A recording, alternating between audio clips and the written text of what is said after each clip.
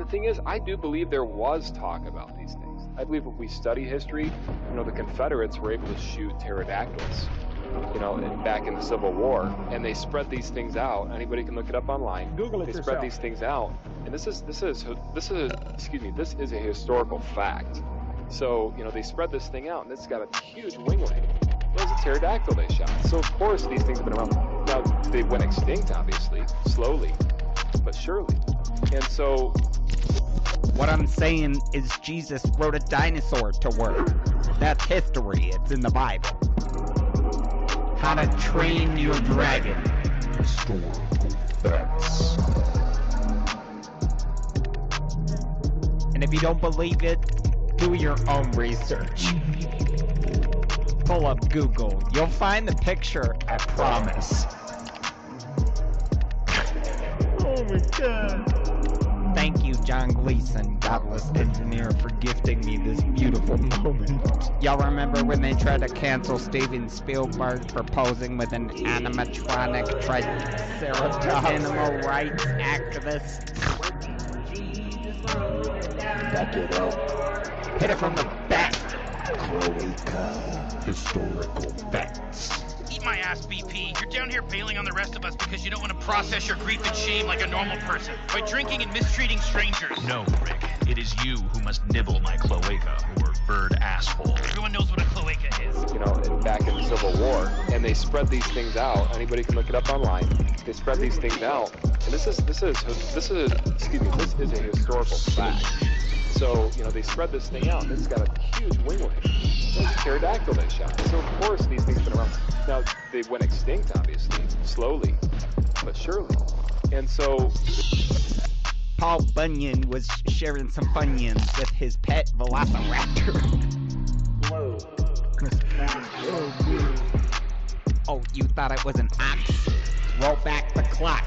Let me knock the socks off. Historical facts. I didn't cut out. You heard me. Are you a pervert or something? Okay.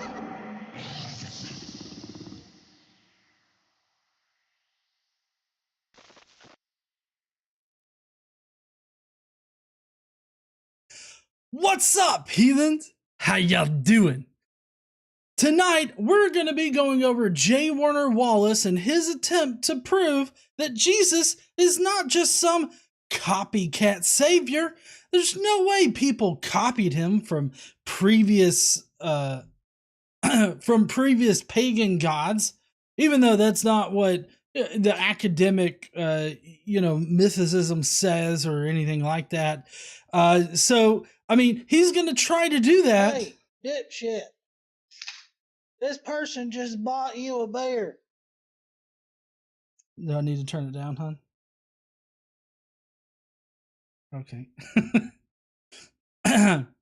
But in the process of trying to prove that Jesus isn't a copycat savior deity, he is going to, in fact, provide one of the best Christian defenses of the mythicist position. And it's kind of weird how he lays it out, but then he goes the complete opposite direction. It's fucking mind-boggling.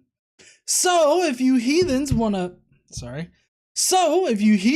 fuck around and find out how J. Warner Wallace helps to prove mythicism, then please stay tuned.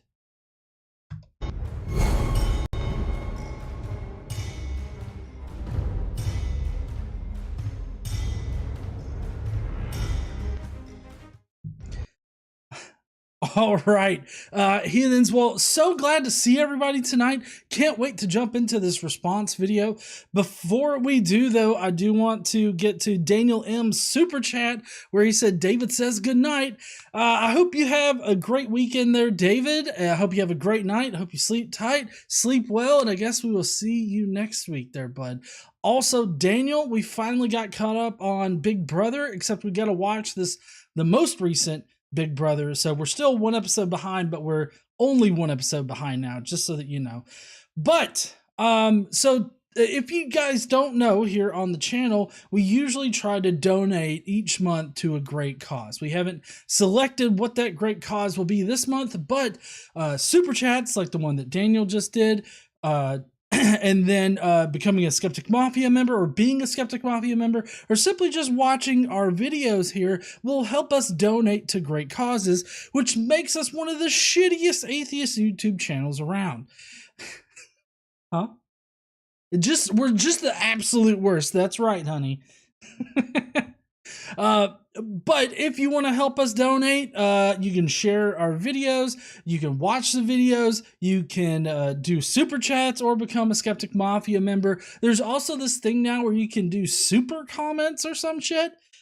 I've gotten a couple, but you know, if you want to do those, just know that it helps to it helps us donate to great causes.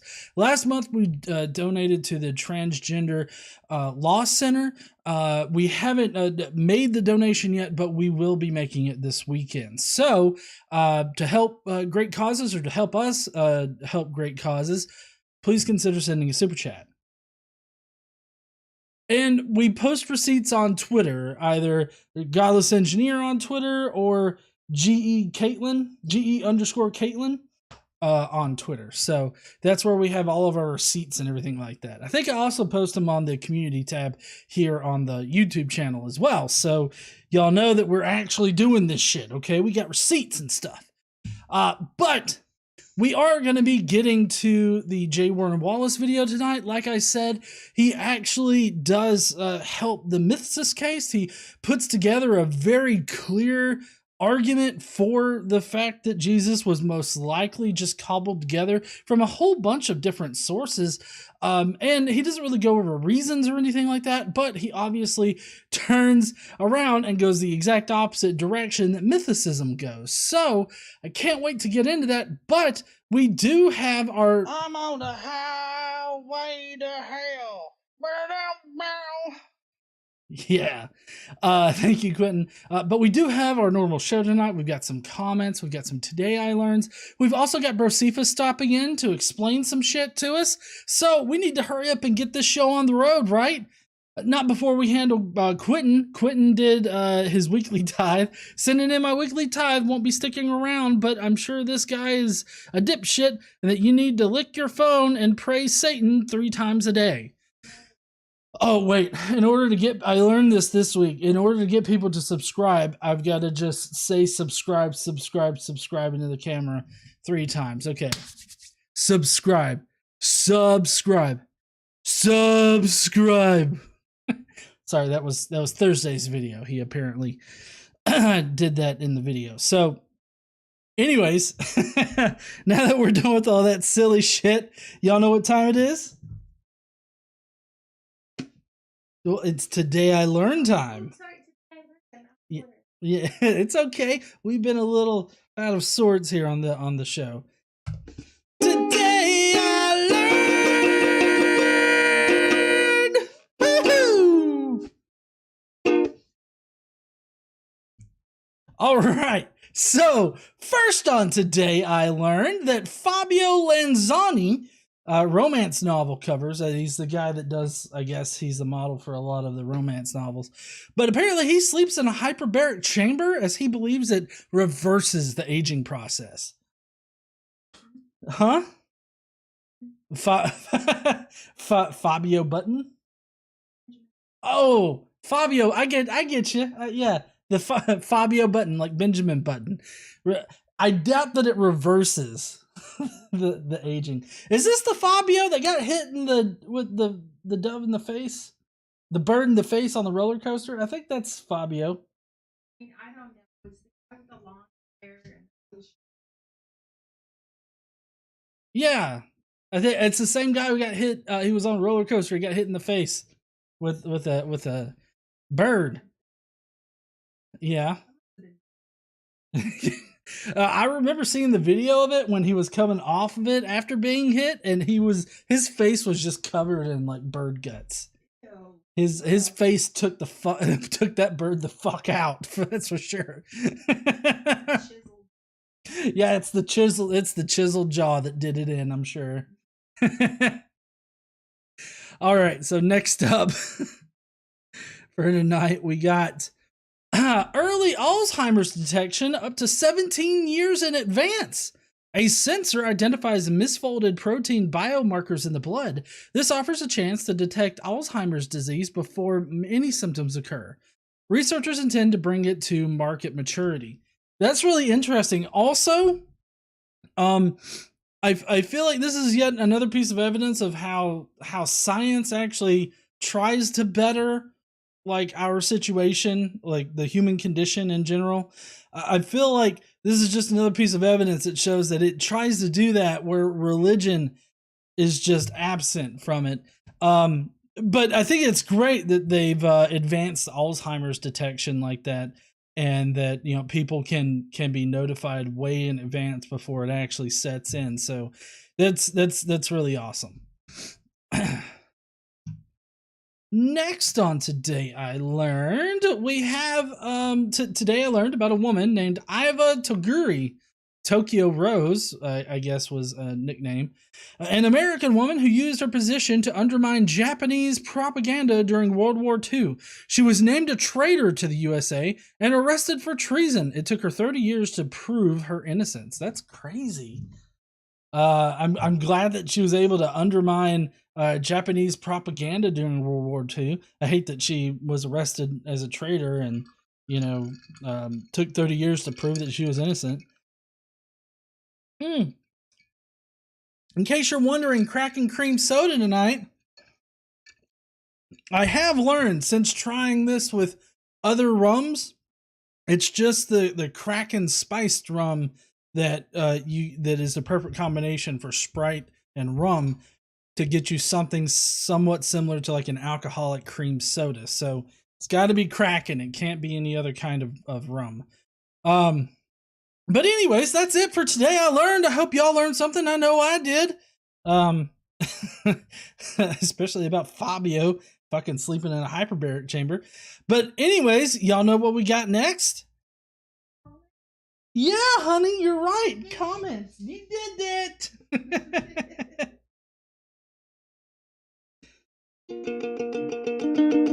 Comments of the day. Prepare to facepalm yourself into next week.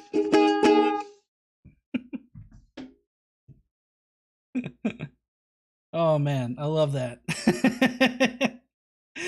Okay, so comments. We got some comments to go over. So I don't know if y'all got, if any of y'all really know this or care about this, but apparently CPAC's going on this week. And they've got this like modern art piece at CPAC. And so this is what the tweet says. It says, "Hello, I would like to share with you the most astonishing thing I've ever seen. At this CPAC booth, you receive a silent disco headset that plays harrowing testimony from people arrested for participating in January 6th. Instead of dancing, you stand around and watch this guy cry." He's they put a guy in jail with a MAGA cap on, and they're playing quote unquote harrowing testimony from people that are currently in prison for committing traitorous acts.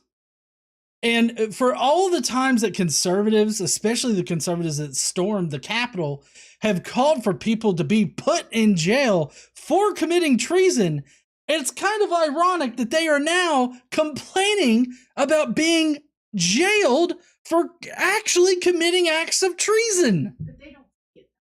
Obviously, yes, I know, hon. They obviously don't see it that way. They see these people as wrongly imprisoned. And, you know, still, I think this kind of bites themselves in the ass, though, because they're all about, you know, putting criminals behind bars. And they seem to not care about, like, how many innocent people are put behind bars. At least depending on the color of the person that's behind bars. They really don't care until it's them. Then they care that they're behind bars. And like, I remember seeing Marjorie Taylor Greene was complaining. It's like, these people, they're dirty. They haven't had a shower, and they got to choose between calling their family members and having yard time. Oh, this is so horrible. It's like, yeah, it's fucking prison. What'd you think it was? I mean, I'm sure they didn't go to some minimum security, like CEO type prison or some shit like that. Plus, it's not exactly like these fucks were Al Capone or something, where if they get put in prison, they can take up 2 jail cells, have a rug brought in, as well as like a lazy boy recliner, and just live it up, except in prison. These were poor folk that people conned into storming the Capitol. It amazes me. Also, for as much as conservatives hate like modern art and like that entire scene, for them to put up some kind of modern art piece at CPAC is, again, this is too much. It's just way too much to handle. Okay, we're already demonetized. Okay. So I appreciate the super chats that are coming in. Jester says, terrorist day camp. Just a little bit of money. Yeah. But this next one's really weird. Luckily, we're demonetized. So, I mean, if y'all can, send a super chat. Because this is the whitest thing I've ever seen. So this, it says sunlight has full color spectrum mitochondria needed for optimal function. The more you hide a body part from the sun, the weaker it will be.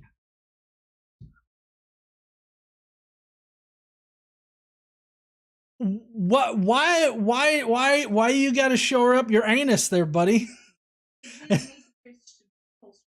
To make your butthole stronger? Like, what? do they need to tighten up their assholes there?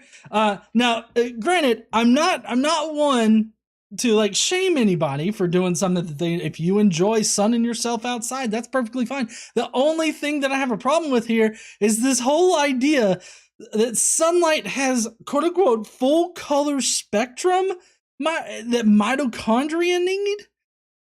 I'm sorry, we're not plants. Okay, we don't derive like something from the sun where mitochondria and it like that we do. There is a reaction, of course, you know, with us being outside. When you're in sunlight, your body can generate vitamin D. People with vitamin D deficiencies, you know, on top of maybe having to take some vitamin D, they can also just get more sun and stuff like that.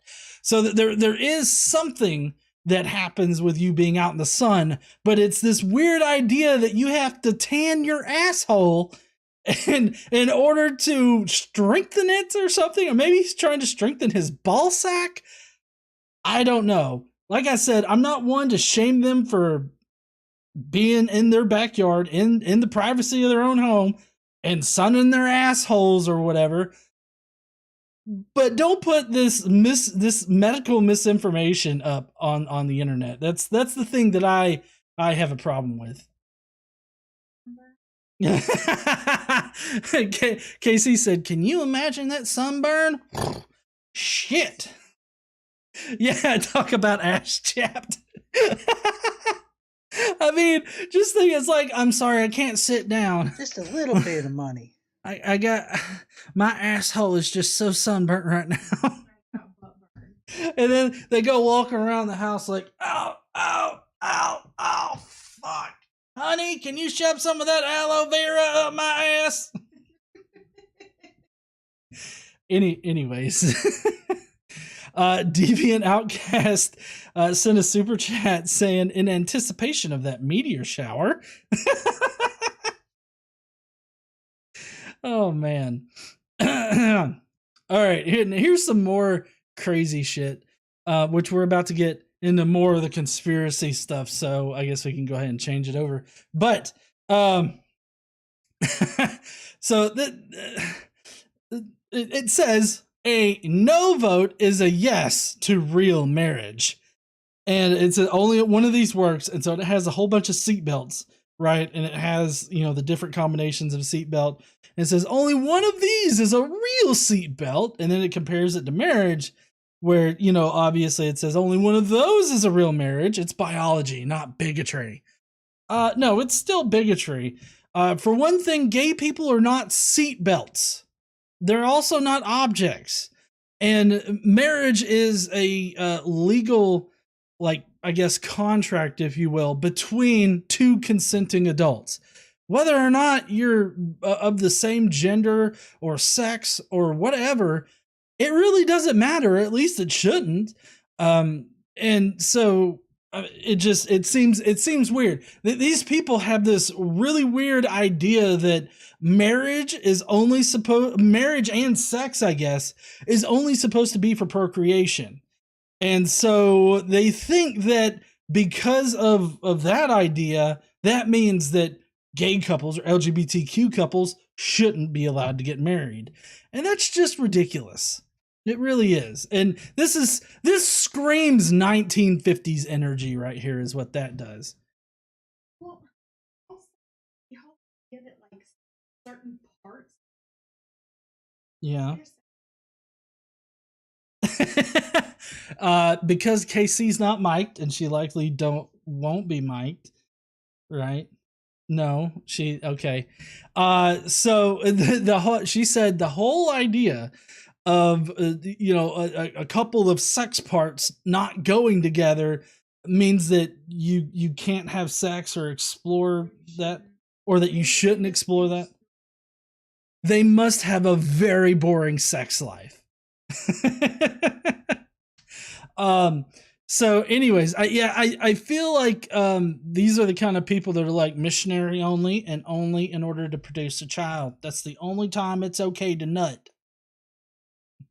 Well, the men are like, publicly, that's the only time okay to nut. But, privately, just do what the fuck ever you want to.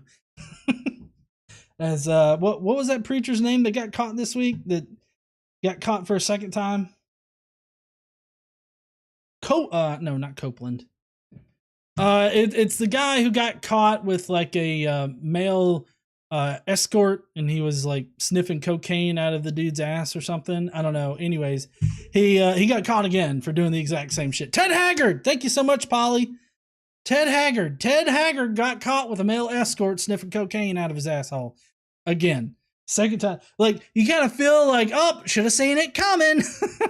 Fool me once, shame on me. Fool me twice. Well, fuck.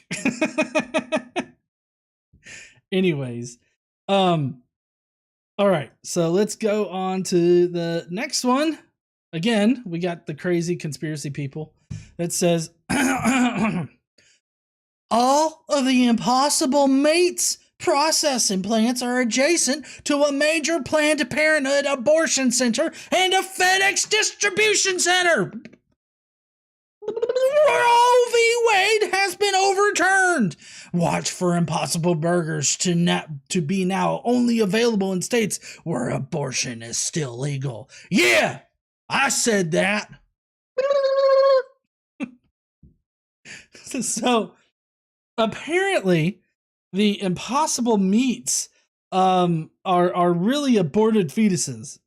So the non-meat, like completely vegetarian meat substitutes, are actually composed of meats, just fetuses.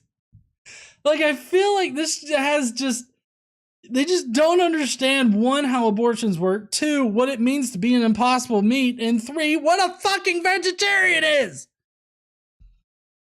Obviously, this is not anywhere near correct. Daniel M says, I'm feeling a little shitty. I'm going to take ibuprofen and stand in the shower to get rid of this headache. I'll be back. All right, I'll see you later there, Daniel M. You'll probably you might be right back around. Donating this much only makes me drink more. You probably, hopefully you can get back in before the video starts, but we'll see. Next up on the comments, got a flat earther.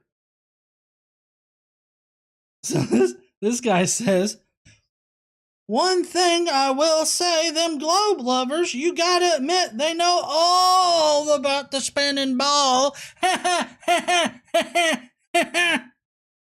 They every speed of everything in the universe, in the solar system, the distance to the sun. and moon, size of the Earth, what's inside the Earth, gravity, all the equations, even how much the Earth weighs. That's my favorite. Ha ha ha ha. But real talk, we need y'all on our team. If y'all could just wake up and use all that studying, researching, experimenting, we can get a lot further. We can get a lot further, a lot faster, learning about our flat Earth. I'm sorry. You want people that are regurgitating just basic facts that we've known for like a while? Like some of these facts, hundreds of years we've known these things. You want us to turn to the dark side and become fucking Sith Lords? Are you fucking serious right now? The reason why we have to know these things is because flat earthers regularly choose not to know these things or just outright reject these facts about reality and facts about the globe. So we have to know these things. We have to know every single facet of that argument. Well, I mean, not really me anymore. I don't really do flat earth content because it's just the same old regurgitated shit every fucking time. You know, just, oh, gravity don't work, so therefore Australia exists, hell. And that's pretty much the flat earth community. But yeah, so we're not going to become Sith Lords. That's not going to happen. Okay, there, bud. Sorry about that. And then finally on the comments, we got this. Some COVID denial. Or, well, misinformation, I guess. So we got shocking! Scientist finds three-legged aluminum-based alien life form in Pfizer COVID vax. We are truly living in a sci-fi world, as all life on Earth is carbon-based, while the critter that is discovered in the Pfizer jab is aluminum and carbon. Apparently this creature eats graphene oxide, moves, reproduces, and lays its eggs. It's been measured at 2.3 millimeters in length, although it is unknown just how big this creature will grow inside the human body, nor is it know what effect this alien life form will have upon its host. Okay, first of all, this person's definitely a troll because they measured it in millimeters, okay, and they did not try to figure it out in like washers or pinheads. We know, come on, we can see through it, okay. My guess is that if this person is serious, they don't know what a millimeter is. They're like, I don't know what a millimeter is, but god damn it, it seems small. Milli means small because of millipedes. But anyways, yeah, none of this is actually true. Like, I like how they don't list any kind of supporting evidence. They don't have like any kind of citation. They don't have a link or anything like that. But also this notion of an alien an aluminum carbon based life form existing in the Pfizer vaccine. Like, nah, that's not real. This is just fear mongering. If it's not a troll. I don't know. Troll or not a troll? Y'all let me know which one y'all think it is or isn't. It's kind of hard to believe that people are this fucking crazy though, you know? But anyways, y'all know what time it is now? No, we already did today. Shitty ass comments are you blending to now? No, we already did comments. We just got done with that. Bro, Cephas! Oh. I'll go get him. Oh. Shitty ass science! We're gonna answer some science shit really wrong. Ain't nobody gonna be fighting over this $5. It's all mine. What in the fuck am I talking about this time there, GE? I just can't handle this shit no more. You just spring this shit on me all the time. Expect me to just be able to do shit. Plus, I had to put on a shirt. I think it's on backwards. Shit, hold on. Fuck, it's on backwards. Well, apparently I gotta change my shirt. Move it around or something. Y'all can't see my titties! This ain't OnlyFans.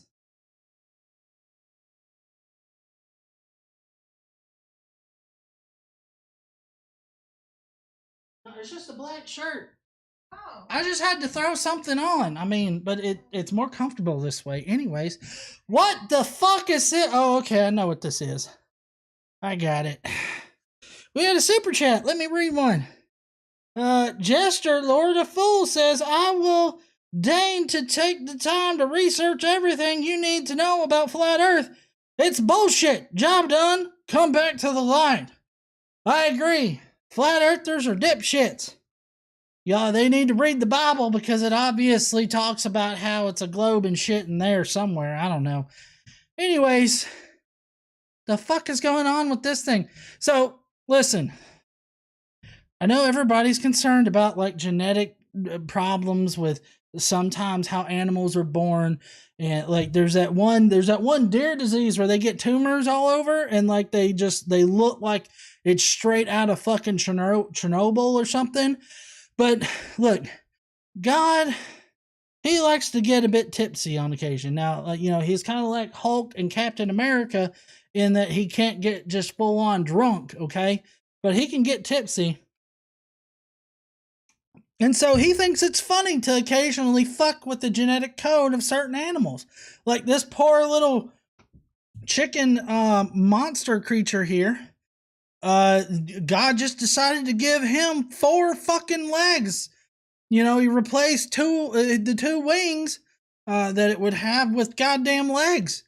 Why not? You know, that way that little fucker he can zip through there just all over the fucking place, you know?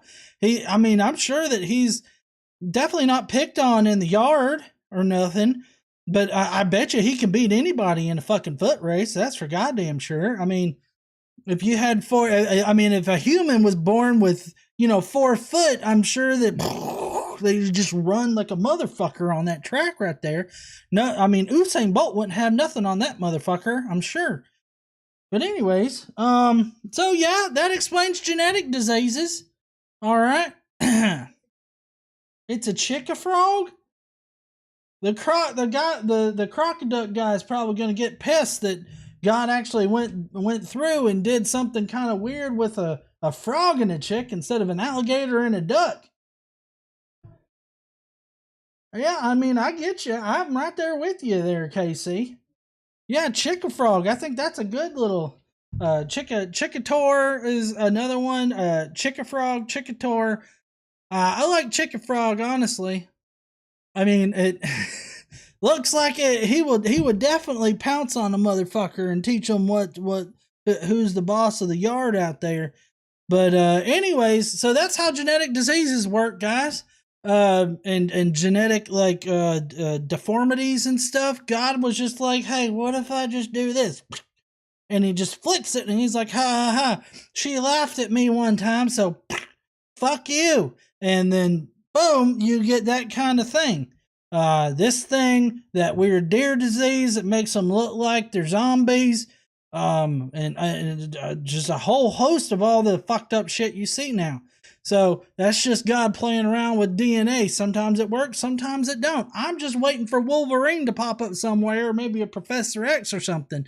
God, you would think that God, having all the knowledge in the world, would be able to flick a certain gene and get Professor X. But, we end up with this shit, and that's just what God gives us. And you have to take what God gives you, or otherwise, I don't know, maybe you'll just start bitching about it, but you can't do nothing about it because it's God. So, there you go. Well, anyways, I think I'm going to head on back. I got to eat me some pizza or something, and plus I got to maybe wash my shirts or some shit like that. But anyways, I will see you heathens later. Don't forget to tune in next week when we're going to have some comments and shit, and I'm going to be reading them. So we'll see you guys in. Until then, goodbye. Fuck off and go to hell. Why aren't these buttons working? Shit. Oh, no. It fucked up. That's not working.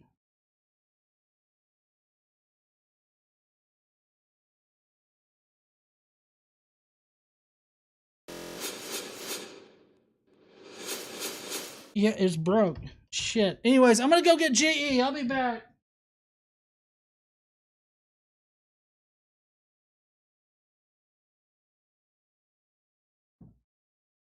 Now listen, I wanted pizza tonight. Do I get to have some? Yes. Okay, good. But I still got my blanket? Got your blanket. Okay, I'm gonna go back to my room now before I get in trouble. I also got you some beer. Beer? Yeah. Fuck, I'm getting fucked up tonight. All right. Kevin in the chat said, never mind the bollocks. So I can't remember if Brocephus had covered this particular deformity before, but it was in my list. So yeah, this is kind of crazy.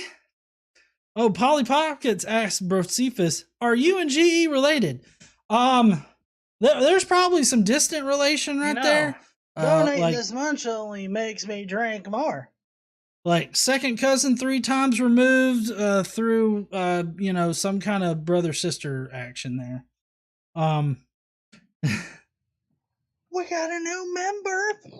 Woo! We got a new member, John Hopkins. What's up, John? Welcome to the team.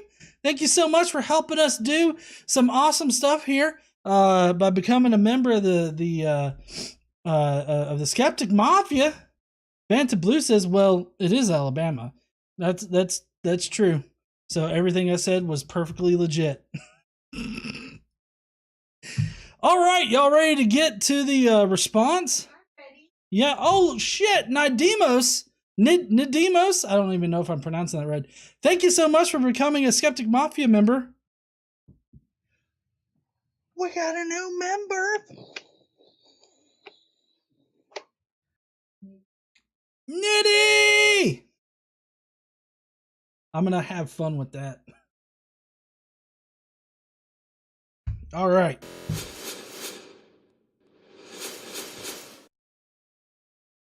I mean, I tried to do that transition a second ago, and fuck, it didn't work. But god damn it, now it will. I meant Brocephus, yeah. It was Brocephus and not me. Yeah. Brocephus is a dipshit. What? Talk about him that way. Don't talk about him that? You, what? You threatened to take his blanket away. When he's an asshole. Yeah. He was Okay. It's probably because we woke him up. He had a good sleep today. All right. So, we got J. Warner Wallace. He is going to be trying to prove that Jesus isn't copied from pagan gods, which I have to say I somewhat agree, at least with that general statement, that Jesus isn't based on, or not based on, isn't copied from pagan gods or anything like that. But these pagan god concepts were syncretized into Judaism, which they then used their own Jewish background in order to construct this idea. And that's the basic, idea of mythicism there. And of course, there's several books out there that you can get that kind of lay it out in more detail and all of the supporting evidence that shows that this it is what happened, or most likely is what happened. At least, I would hope that most historicists could agree to some extent, at least because of what we find in the Gospels and what's in Paul's work, like a good bit of what's in Paul's work. It's mostly pulled from the Jewish religion, as well as syncretized elements from other pagan religions in the area. So we'll get into that a little bit more as we continue through the video. But J. Warner Wallace, or as I lovingly call him, the dipshit detective, has been on sort of a speaking tour, not only around YouTube, but also just at churches and stuff. And he's doing kind of a speaking tour for his Person of Interest book. And basically, I don't know if you guys have seen Paula G's video where he just kind of briefly goes over what the Person of Interest concept is, and then shows how ridiculous it is, the premise is. But basically what J. Warner Wallace is saying is that if you lost all of the Christian writings, you could still build the gospel message or the gospel stories, the stories about Jesus, off of external writings about the religion. And that's basically what the book is about, which seems kind of pointless to me personally, because obviously with Christianity being one of the most important religions in history, you're going to be able to put together the entire story from sources that are not Christian, just because of its wide influence on history. So it doesn't prove anything about Jesus's historicity, historical elements of Jesus's life, or really anything about Christianity other than it became popular, and that's it. So he is going to try to show us how Jesus is not a copycat savior. Specifically, that's what he's trying to show us here.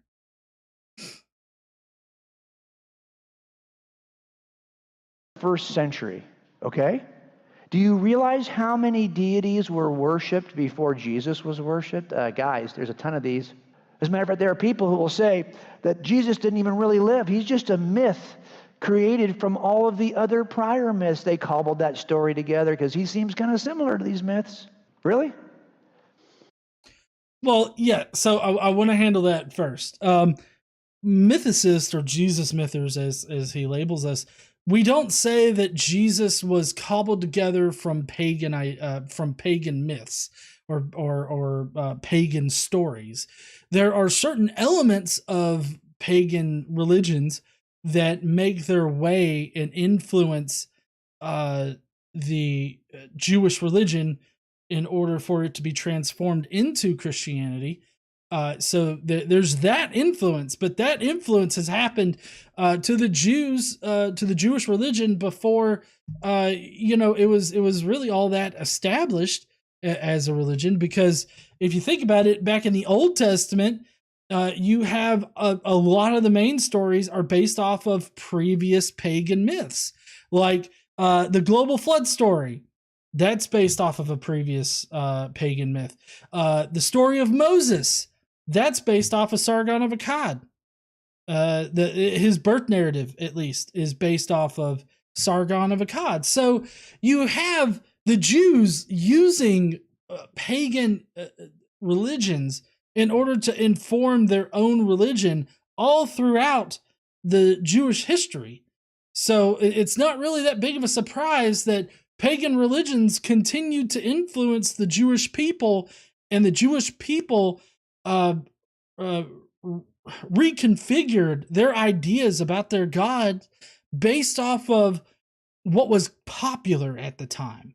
And seeing what was popular at that time in this region can enlighten us about why Judaism changed to incorporate several elements that seem to be foreign to Judaism prior to this syncretization. And so it's not just a simple matter of copying from one figure or another figure, or taking all of the figures and, boiling it down and then creating Jesus or something like that. It's a much more complicated process.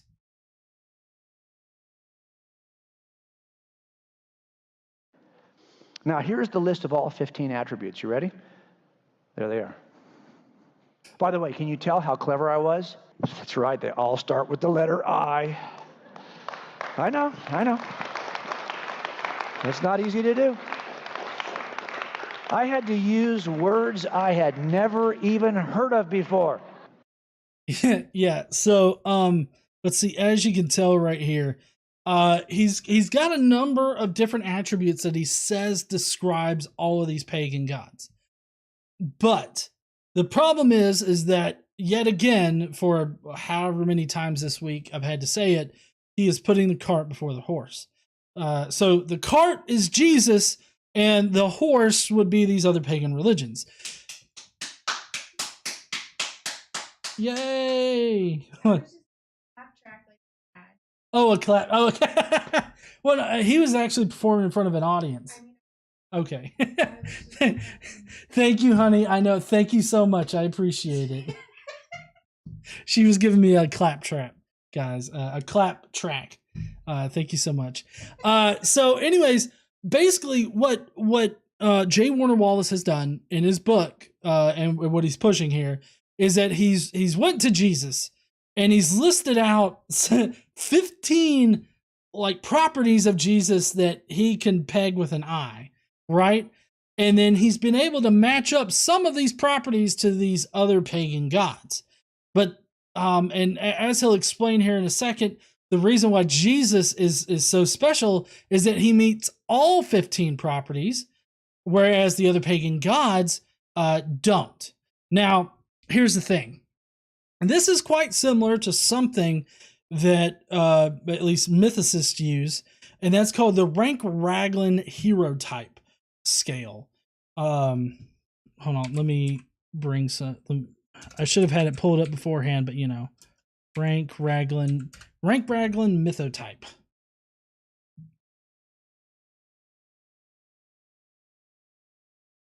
Okay.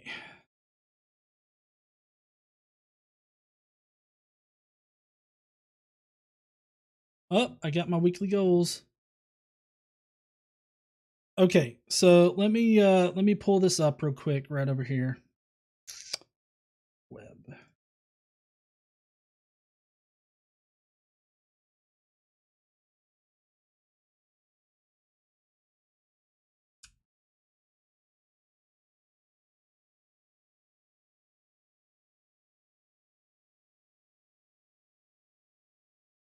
So I wanted to do this because his list of 15 attributes that he lists there, they don't make a whole hell of a lot of sense as far as being useful in describing pagan deities, other than he can use that list in order to argue for his particular deity, because all 15 apply to Jesus, but all 15 are not going to describe these pagan, hero types.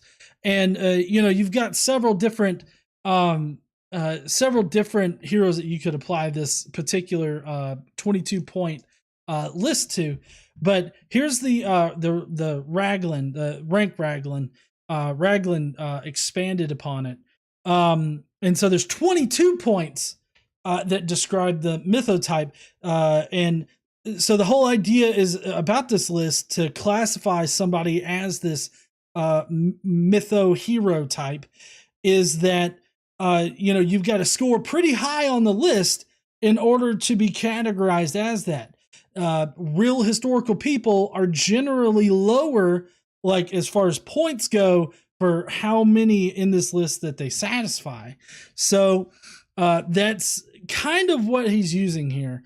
But as you'll see, he's got a very different... J. Warner Wallace has a very different list than what, actual academics would use. So this is the first point. Mother is a royal virgin. Father is a king. Father often a near relative to mother. Unusual conception. Hero reputed to be the son of God. Attempt to kill hero as an infant, often by father or maternal grandfather. Hero spirited away as a child. Reared by foster parents in a far country. No details of childhood. Returns or goes to a future kingdom. Is victor over a king, giant, dragon, or wild beast. Marries a princess, often a daughter of a predecessor, becomes a king. For a time, he reigns uneventfully. He prescribes laws, later loses favor with gods or his subjects, driven from throne or city, meets with a mysterious death, often at the top of a hill. His children, if any, do not succeed him. His body is not burned, and has one or more holy sepulchres or tombs. And so there's a number of people that score pretty high on this. I can't, it doesn't list them out right here. But this is the kind of list that he's talking about here. And for a lot of the mythical hero types from classical stories, they score really high on this. But you know who also scores really high on this list? Jesus Christ. And he satisfies way more than 15, but the difference is that Jesus, when put in the correct context and the correct class, seems to resemble these other pagan gods a lot more closely than what J. Warner Wallace is going to be telling us here. It's like crazy, right? But these are the 15 common characters. Now, here's what I want to do. I want to put these on the wall for you in a way. I want to put them on the timeline. Here's our timeline burning up to the 1st century. I'm going to put them on the timeline for you so you can see them all and about when they actually appear in the timeline. So here they go. And above each one of these deities, these myths, I'm going to list the attributes that they possess. Pretty clever, right? So here they are. You can see that they don't. Some attributes are very popular, but not every deity has all the attributes. Only about 6 to 10 attributes per deity. Okay. Well, yeah, but I mean that's because he's constructed this list specifically to describe Jesus. And so he's essentially comparing Jesus to these previous deities using a model that could only ever fully describe Jesus. It's not like this model is used to describe, like as far as the model in its entirety is most of the points are used to describe like any of these other like deities down here. This entire list is supposed to describe Jesus, and he's making a comparative example to all these pagan gods and Jesus, which I feel is still useful because, as you can tell, even on a list that was curated by a Christian, do the previous pagan gods seem to, hold a lot of the same properties as Jesus. Now, one of the key things about syncretism is that not every single aspect of a pagan religion is copied or adopted by the religion being syncretized. It's only certain bits and pieces that are syncretized into the religion. And most of the time, these bits and pieces that are syncretized in are very popular ideas. These are ideas that, the Jews had to come face to face with in dealing with all these pagan religions. And so they wanted to have a savior deity too that was like, aha, we got the same thing, but it's better because it's Jewish. And so there you have Christianity. But as you can tell, Jesus, even on a curated list that's meant to describe Jesus, do all of these other pagan gods match up pretty well with the Jesus of the Gospels? Okay, so I want you to see what's kind of the most common. So back here, you'll see that the most common are like these 4. They have 10 attributes each. They're a slightly different version of the 10 attributes, okay? But you'll notice that Buddha is not all that similar to Zoroaster, to Dionysus, or to Osiris. So to say that they're similar to Jesus is as much of a stretch. Okay, so Dionysus, Zoroaster, Osiris. Now, the ones that are most like Jesus here are going to be like the Zoroaster and Osiris. Dionysus is somewhat, I mean, there's some elements there that were obviously syncretized, or that were part of the syncretization of Judaism. Now, Osiris and Zoroaster were actually dying and rising gods, where I believe Dionysus actually wasn't a dying and rising god.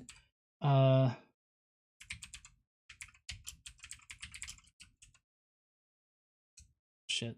I did. I had notes on this, but I didn't bring them up before starting this. I don't think that Dionysus was actually a dying and rising god, but still, Dionysus has some elements that were definitely syncretized into Judaism. But Osiris and Zoroaster, those are definitely 2 pagan deities that would have had influence on the Jewish religion. So, but I mean, that's also why the whole resurrection kind of idea of absolving sins and providing everlasting life, like that's what those 2 deities did in their religion. And so that's kind of a commonality that got syncretized into Judaism. So, I mean, yeah, I mean, he's subtly making the point that these are big influencers on the Jewish religion that made Christianity here. Of course, he thinks that he's making a totally different point. Yes, these are broad similarities, but they're not detailed similarities. Do you really think that Jesus was borrowed from Buddha? Okay, what can I help you there? Well, no, nobody thinks that Jesus was borrowed from Buddha. And actually, mythicists don't say that Jesus was borrowed from Osiris, Zoroaster, or any of the other pagan gods that he listed. We don't think that Jesus was borrowed, but there were some elements that were syncretized from those pagan religions into the Jewish religion that eventually made it Christianity. So, I mean, that's mainstream scholarship too. Like, that's mainstream. These are mainstream ideas that these elements were syncretized into the Jewish religion. So here's my point. Now look at the other way. Look at what's most common in terms of the attributes. So here are the most common attributes. Here they are. Supernatural power. Everyone can. Oh my God, a god is supernatural and has the power to perform miracles or has some kind of supernatural power. Oh shit. Do God stuff. Not that impressive to me, but a lot of these. Whoa. It's not impressive that you could do miracles and have supernatural powers and shit? Like, that's not impressive to you? Like, I thought that was like one of the most impressive things about Jesus, is that he actually could do miracles. Folks, for example, also appear miraculously, but not all of them. A lot of these folks also can defeat death. Well, you'd think that God would be able to defeat death, right, if he's God. Some of these, for example, provide eternal life. Those are the 4 most common characteristics. Then it gets dicey after that. Well, I mean, those are common characteristics, but also I would say that this is a very unacademic way to go about pointing out the syncretism points. Like the whole providing an eternal life, defeating death and all that definitely was syncretized from other pagan religions, but these ideas obviously were not unique to those particular pagan religions. These were just popular ideas that were going around in this area at the time, and the Jews wanted to one up all the other religions, and so they made their own shit up. Another thing from Zoroastrianism that we find in Christianity is a burning hellfire, as well as this villain that is that was kind of concocted in Christianity that doesn't exist in the Old Testament. Now, if you ask a Christian, they'll say that Satan was present in the Old Testament, but that's kind of a post hoc rationalization of content from the Old Testament. But the whole idea of having this supernatural villain entity that Jesus is the exact opposite of, and he fights essentially. I mean, that's a popular idea that comes from Zoroastrianism. So I mean, these are popular ideas that were worked into the faith. Now, let's go back to our list again real quick. Here's our list with all of the attributes. Here's what's interesting. Ancients imagine their gods with certain attributes, but they only imagine between 6 and 10 of these common attributes. Then in history, in the 1st century, arrives a person of interest, the only person of interest in the history of persons who possesses all 15 of the attributes. Do you honestly think that the gospel writers were going to fool Jewish believers into thinking that Jesus is the Jewish Messiah by cobbling together pagan mythologies? No, I don't think that the Christians that developed the myth surrounding Jesus, and this right here, like this entire video, you could take as a historicist, and I feel like agree with most of the points I'm making here, because this is about the gospel Jesus, right? These are all the attributes that he lists out are things that we know from the gospels and things that are reinforced in the gospel. So this is what we're talking about here is gospel Jesus. We're not actually talking about the historical Jesus, because that's not what J. Warner Wallace does. He acts like the gospel Jesus is the historical Jesus, but obviously the gospel Jesus is a total myth. Hopefully we can all get on that same page. But he sits there and he cobbles together this entire list of 15 attributes that he uses to describe Jesus, and then is like, ha, see? Nobody else is Jesus in the past, so therefore Jesus being Jesus means hallelujah, it's Jesus. Kevin Baylor says Jay Warner got his information from the plot of Shrek. Hey, ain't nobody gonna be fighting over this $5. It's all mine.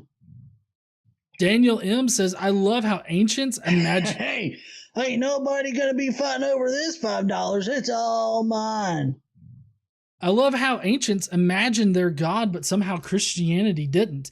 Yeah, he's going to explain that here in a minute, and he does it in a very bad way. But the fact that he's trying to suggest that Jesus is the only one that meets all of this criteria, therefore, like it's some kind of like indication that Jesus was a real person is kind of ridiculous.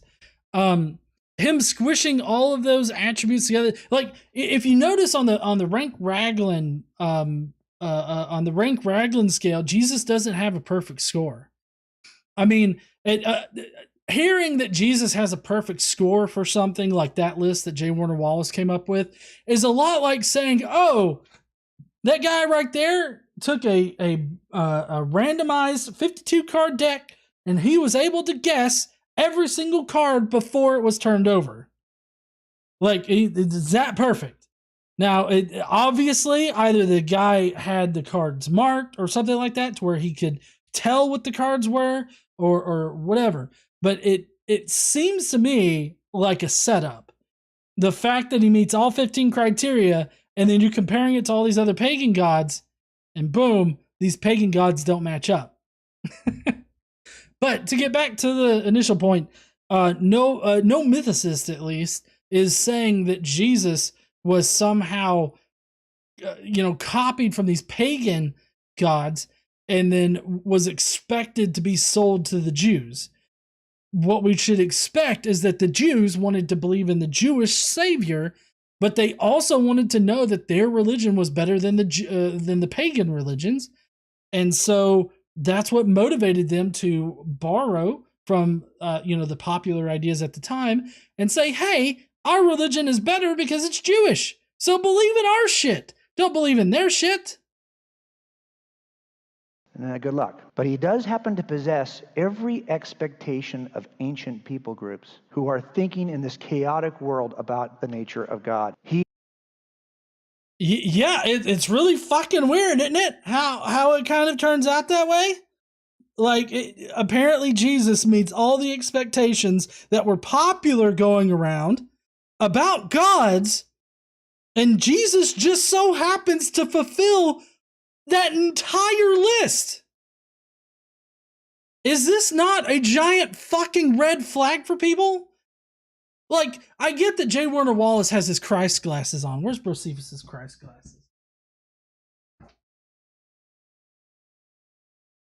I know that he's got his Christ-colored glasses on, so he can't see anything past the cross.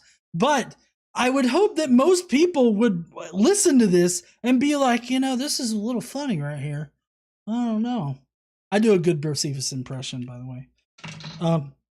I would hope that most people would be like, oh shit, I don't know. It kind of seems like maybe they just sort of borrowed the popular shit and made it all into one motherfucker. I mean, I don't know. But J. Warner Wallace's explanation gets even better and even further proves my point. He has everything you would expect God to have. This is why Lewis puts it this way. C.S. Lewis says it this way. He says, the story of Christ is simply a true myth. He's using the word myth not to say a falsehood or a lie or a fairy tale. He means the word myth to be used as an explanation, a story about deity.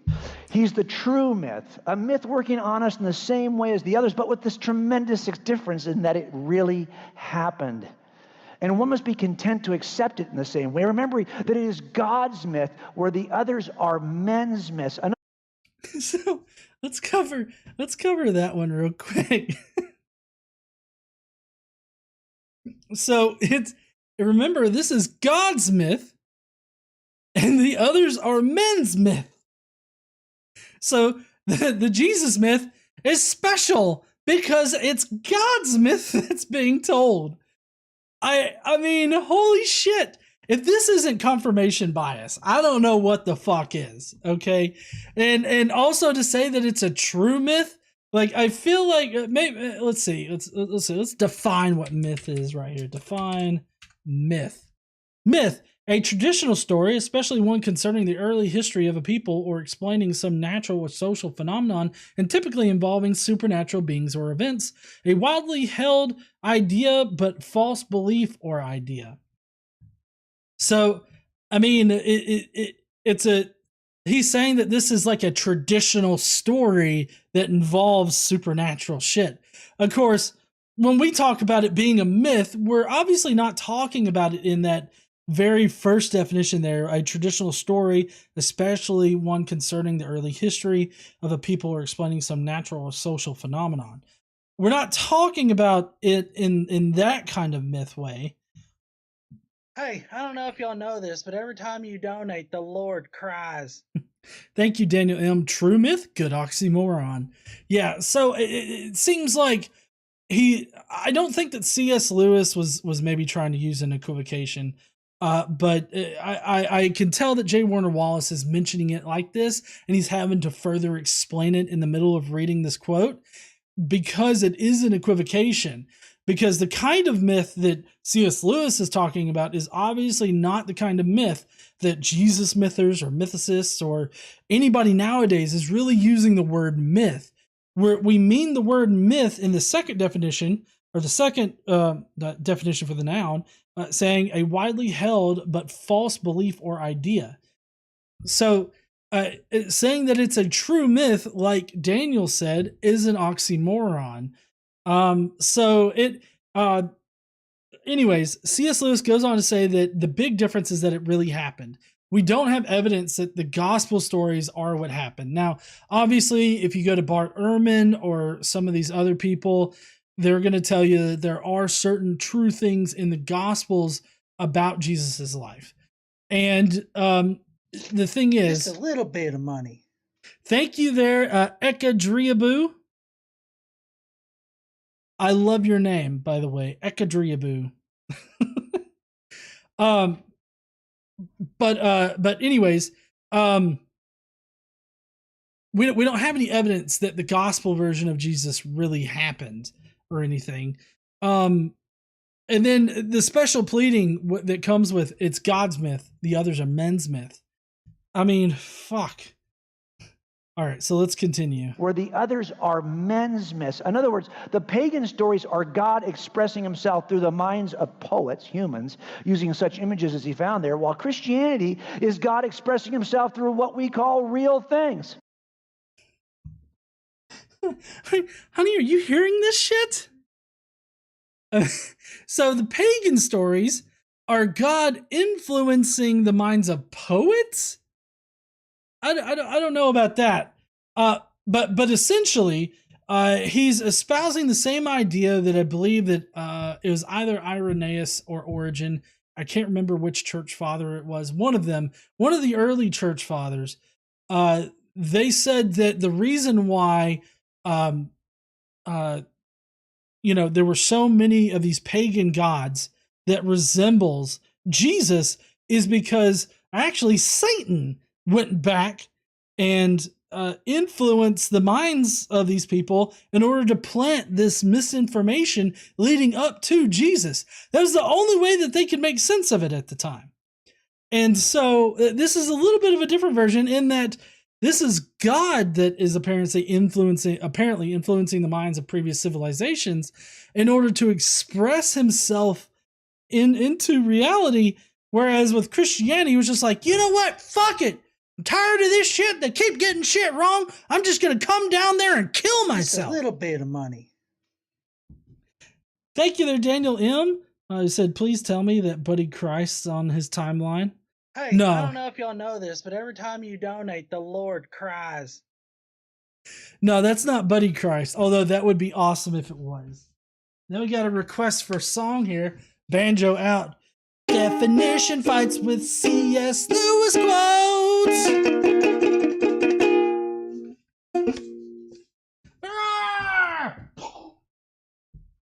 No, I need that shit later. Anyways, but God expressing himself through what we call real things, end quote. Again, he's got his Christ-colored glasses on. He's specially pleading for his particular definition of God, but he's doing that because he thinks that Jesus actually did the things as the Gospels record them, which we know that that's not true.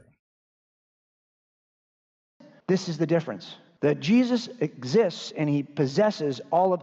Let me go even crazier than this. Are you ready? I want to show you this description of Jesus, this description of somebody important, a person of interest from the scriptures. So here's the description. Pretty powerful description. In some ways, it's as good as the description from Mithras. That's not Jesus either. Mithras? I don't know about that. But anyways, all right. So, escaped death in a king's decree as a baby. Lived in Egypt as a child but returned, was tempted while in the wilderness, taught God's law from a mountain, worked a miracle with the sea, fed thousands miraculously with bread, served as a mediator for his people, spoke the word of God to his followers, known for his gentleness and strength. I wonder who could that be? Now that could be Jesus, because Jesus definitely did all those things, but let's see who it is. That's Moses. Well, fuck! Where's my hat? Ah, shit. Here we go. Oh, well, shit! Fucking Moses! Now, anybody that reads the Gospel of Matthew will know that the Gospel of Matthew sort of sees Moses as a prefigure to Jesus. Now, this is heavily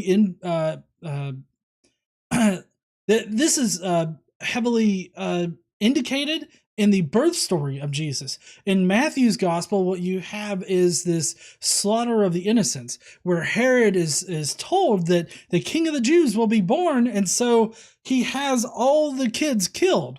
Well, this is similar to when Moses was born, and Pharaoh has all of the Jewish kids killed. And, obviously his Moses' mother puts him in the basket, the woven basket, sends him down the Nile or the river or whatever, and he ends up right at the fucking palace, and he becomes the son of a king, whatever.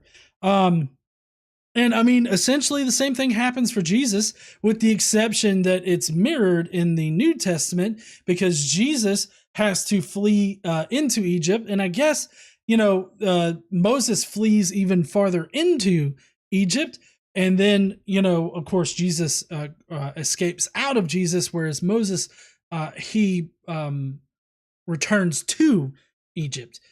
So, I mean, there's minor differences, but they all have like narrative reasons for doing so. The gospel writers were looking to tell a story, and so they're obviously going to implement some very common storytelling tactics, exactly like this in mirroring. Give you another biblical description. Sounds like Jesus to me. Nope, not Jesus. That's Joshua. Another list. Okay. His name means God saves. Joshua, Yeshua. Began in obscurity, but rose to a position of honor, anointed to lead and shepherd his followers, brought deliverance from the enemies of God, appointed 12 men as important leaders, did for God's children what Moses could not do, promised and gave rest to his people, interceded for the sins of his people. Obviously, Jesus is also considered to be a new Joshua, or at least Joshua is seen as a prefigure to Jesus. And so all of the things that describe Joshua are also going to describe Jesus. It turns out that Jesus sounds a lot like the archetypes, the Jewish patriarchs. Here's the entire... Maybe you should quit drinking all that beer, G.E. Nitty sent a super chat saying it's like the authors had text and recycled their motifs to Jesus as they saw fit to legitimize non-Jerusalem primacy because the temple was gone. That's a good point there, Nitty. All right, so now J. Warner Wallace has this list describing 5 different patriarchs of the Old Testament. And of course, these are going to be curated lists that describe Jesus. list of all of that description for you. It turns out that this is not a description, by the way, it's a very robust description. And look at it. Unlike the pagans, where you see the same 15 attributes over and over and over and over again, this is not the same. These 5 or 6 descriptions are really pretty different, each one providing new data. And these are not Jesus. These are the forerunners of Jesus. So you see them burning along the Jewish time, not the pagan history of deity. This is the Jewish history of patriarchs. Isn't that interesting? It is very interesting to see how all of these patriarchs somehow culminate into a full fleshed out figure of Jesus. It's almost like they knew what all of these fucking people supposedly did and then compiled them all into one figure. Now, here's one thing that he's not telling you that you really need to understand is that while taken in totality, like the Gospels taken in totality, this is true. That every single one of these figures would also describe Jesus. That Jesus has the attributes of all 5 of these guys, right? But there's a bit of nuance here. No single Gospel representation of Jesus fully represents all 5 figures. Okay? Because, like I said before, in the Gospel of Matthew, you have Moses being the prefigure of Jesus. And so Jesus is looking, or in Matthew, Jesus is looking to be the new Moses, right? But also peppered throughout the Gospels, you have this whole idea of Jesus being the new Elisha and Elijah as well. Those are 2 people that he doesn't even have up here. But as you can tell, we have like all of these things that are culminating. For instance, with King David right there, if you look at the very top, let's see if I can, nope, I can't point all the way up there. If you look at the top there, it says born in the town of Bethlehem. Well, as far as being born goes, in Mark, it doesn't even mention Bethlehem. Bethlehem's not mentioned until around the year 80, between 80 and 90, when Matthew's gospel was written. And that was the first time it was mentioned that Jesus was supposedly from Bethlehem. Daniel M says, okay, one more. This is the easiest debunking ever. Donating this much only makes me drink more. This guy is making the arguments for GE. He really is. He's making this easy. So as you can tell, even David here doesn't fully describe like Jesus as far as J. Warner Wallace has told us here in like as far as one gospel being able to provide all of the descriptions everywhere. So, I mean, the fact that each one of these figures provides a new aspect to Jesus tells us that each of the 4 gospels were told to represent different patriarchs of the Jewish past while incorporating different syncretized concepts from outside pagan religions. All of this was done in order to sort of combat against the pagan religions that were influencing the Israelites. We just got done with the Old Testament in the Daily Bible podcast. And yes, we're about to start the New Testament on there. Atheist Drew has one that's coming in here in a second. Atheist Drew says, just sending my love this week. Keep it up. Thank you there, Atheist Drew. And woo! That's KC's money.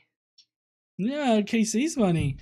What the one thing that is very prevalent in all of the conflicts of the Old Testament is the pervasiveness of pagan religions in Israelite society.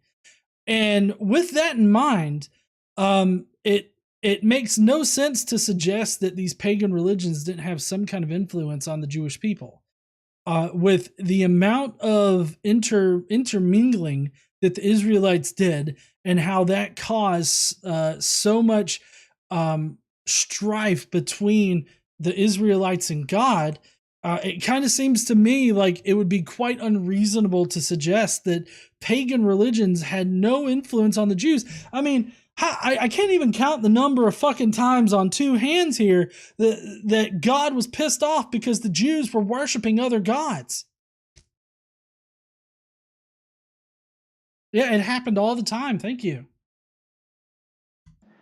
And it turns out each one of these people possesses a piece of the pie that is completely realized in the first century with the appearance of Jesus.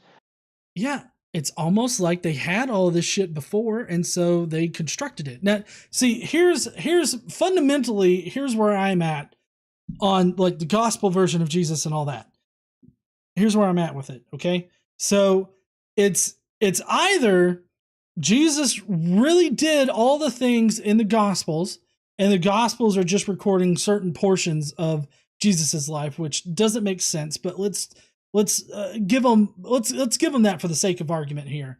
Let's give them that. So it's either Jesus hits all of these points and does all of these things that we have no evidence for, or the authors of the Gospels had Jewish writings because they were Jews themselves, and they copied the Jewish patriarchs, changed the shit a little bit, and made Jesus.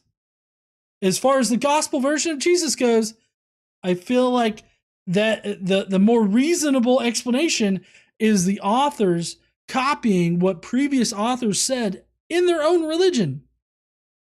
That's how you sell a new religion to the Jewish people. You base it off of the religion. Of Nazareth. He possesses all of the attributes in that list. So what's going on? See, this is what I'm talking about. Jesus as described by the eyewitnesses. J. Warner Wallace considers the Gospels to be eyewitness accounts. And you know what? Even to a certain extent, Bart Ehrman even believes that the Gospels represent or used eyewitness accounts to generate the Gospels. And that baffles my fucking mind because I'm bombarded with Bart Ehrman shit all the fucking time. And he sits there and, well, he doesn't concoct. Other Christians before him have concocted completely fabricated material in order to suggest that these Gospels were based on historical eyewitness accounts. Here, why is it that God would take this group of pagan mythologies and the expectations of ancient pagans and add them to the expectations of the ancient Jews to get somebody who meets both sets of expectations? I mean, if you had to boil down mythicism, like a decent explanation of like how the Jesus of the Gospels was constructed, I would present this equation right here. Pagan shit plus Jewish shit equals Jesus shit. I mean, that's the basic equation for how Christ came to be. At least the gospel version of Jesus, how that came to be. So, here's what, and again, this is where I'm at with this, just like before. It's either what J. Warner Wallace is about to explain, or the gospel authors who were not eyewitnesses, as far as we can tell, they were definitely not eyewitnesses. They used both Jewish ideology contained in the Septuagint, as well as popular pagan concepts from even from Hellenization as well, but pagans and the Hellenization of the area, like all of that, right? Plus the Jewish the Jewish ideas from the Septuagint, and the gospel authors took all of that and created the gospel figure of Jesus. Okay, that's happened before. It's happened multiple times before. Hell, Moses, the fuck standing there with his arm in the air. Well, the first one with his arm in the air. He is made up from previous like pagan stories and shit. Okay, previous pagan concepts. So you have it happening within the religion already. And so this is just another instance of it happening again. That makes it very likely. But of course, J. Warner Wallace has an explanation. Let's find out what that is. Like, why would God do it this way? Well, think about it. I mean, you're adding the kind of thoughtful like C.S. Lewis said, the minds of poets who are thinking about the nature of God. So you got one group, you can address them by simply appearing and manifesting all of those attributes. And then you add to that people who have revealed revelation from Scripture about the nature of Messiah. And you put these two things together, and you get this amazing result. Do you realize that expectations are all about two groups, expectors and expecteds? Did you know that? So he goes into this like long example where he has like an old picture of him with like long ass hair, and he was like basically a hippie or something like that. And he tries to explain what expectors and expecteds are. Which, I mean, he's just trying to explain that the Jewish people had certain expectations about not only God, but the Savior of the Jewish people. And so, given that, that's why Jesus has all of these attributes and why all of those. Donating this much only makes me drink more. I don't know why it's so loud at first. Anyways, but that's why the Jesus attributes show up in the pagan gods, and why Jesus attributes show up in the Jewish patriarchs. So we got a couple of chats there. One from Jonathan Hanchak that says it most likely will not happen again. So we were just treated to the incurable laugh of the greatest book reader of the Old Testament we've ever had. Lol. Hopefully she gets the laugh out of this too, KC. And then Kevin Beeler says Jesus kind of looks white for a Middle Eastern guy. Yep, totally. All right. So that was his whole explanation there. And so he's about to explain like why we find these prefigures of Jesus, or these Jesus-like saviors, in other pagan religions. The more the expected meets the expectations of the expector, the better the results. Why would you be surprised that God has put in his created order the expectations which will later identify him? So, again, working, putting the cart before the horse here, he thinks that God has, obviously he's omniscient, so he's known that Jesus is going to come and kill him and get himself killed.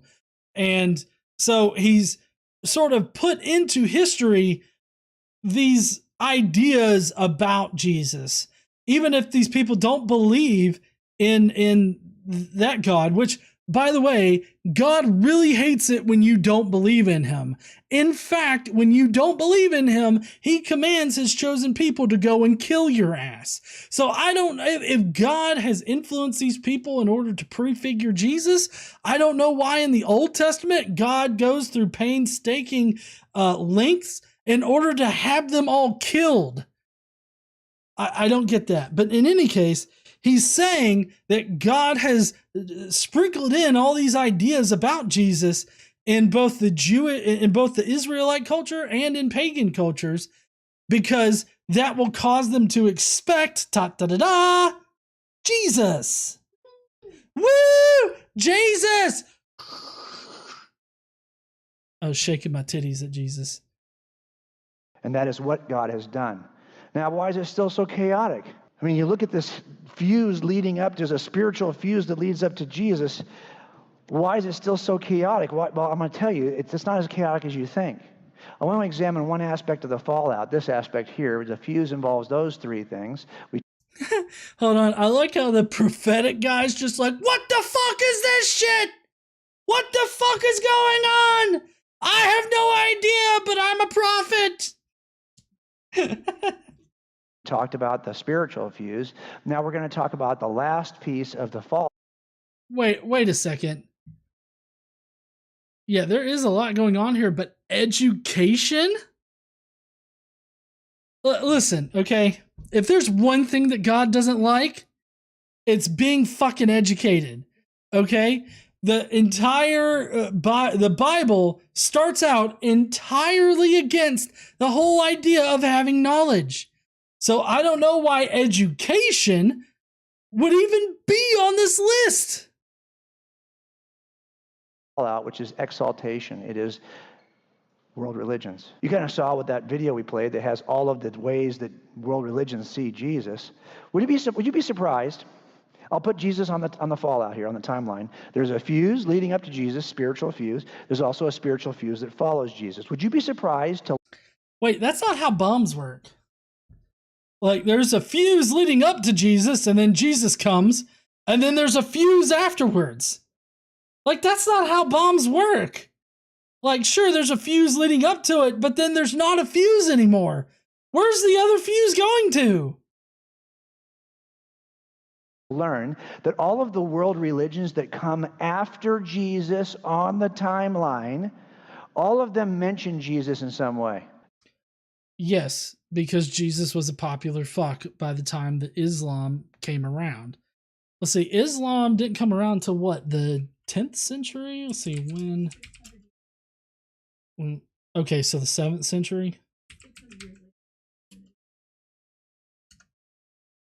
Yeah, 610 is what Google is bringing up. So yeah, obviously you're right. You're always right. So 7th century, Islam didn't start until the 7th century. And so, I mean, of course, Deepak Chopra, fuck, I don't even want to deal with him, but everybody else comes far after, like Jesus. So Jesus is a known figure by the 6th century. I mean, it was the 3rd century when Jesus got popularized by the Roman government. And then after that point, it was just everywhere. So yeah, I mean, I could expect them to mention Jesus in some kind of fashion at that point. Yeah, in Islam, Jesus is on the pages of the Quran. Every one of these world religions that follows Jesus will hat tip Jesus and mention Jesus. They will either mention, modify, or merge Jesus into their systems because... Okay, I mean, maybe I can agree with it because they'd have to modify the whole Jesus story in that Jesus isn't like the Son of God or anything like that. So, I mean, I guess I can accept that. Because, of course, they follow Jesus in the timeline. But what if I told you that all of the religions that precede Jesus also mention, modify, or merge Jesus into their systems?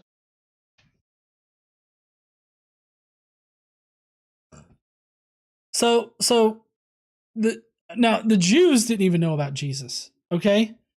But the pagan religions that existed far before, the Israelite culture, Judaism, or Christianity, they apparently have modified, mentioned, or merged Jesus into their shit.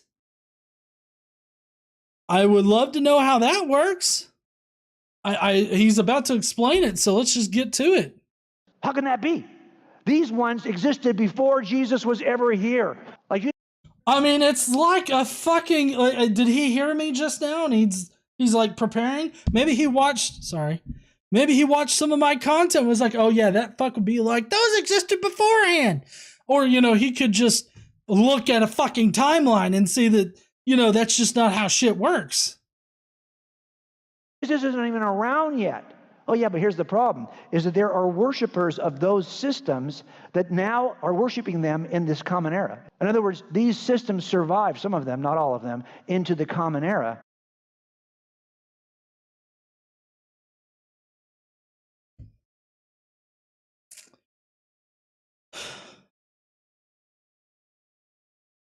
So, like, just take Islam, for instance.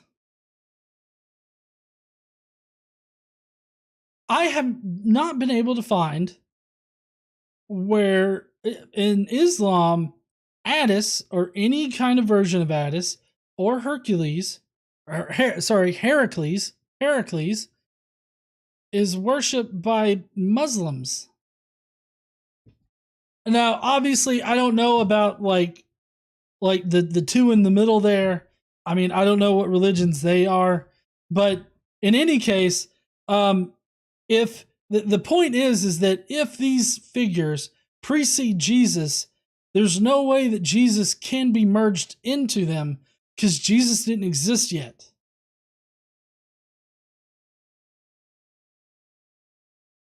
And once they got past Jesus in the timeline, they started to change to accommodate him. Even No. Like the Heracles and Attis, those were definitely not changed to accommodate Jesus.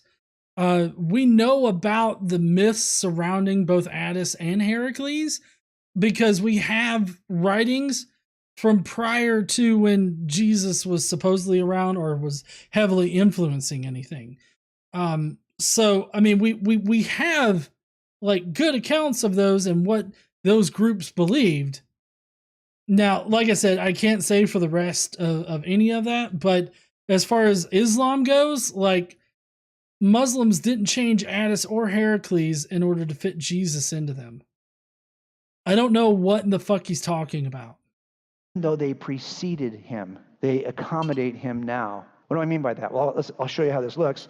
These are all now the systems that mention, merge, or modify. In other words, it's Jesus alone that unifies these systems and brings clarity to the chaos in the spiritual world.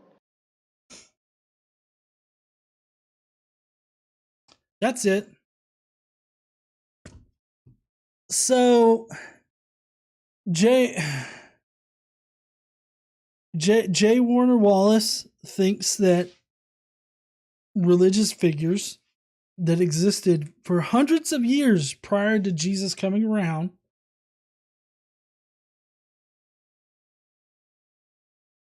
they changed their figures before Jesus was around in order to model off of Jesus that had yet to exist.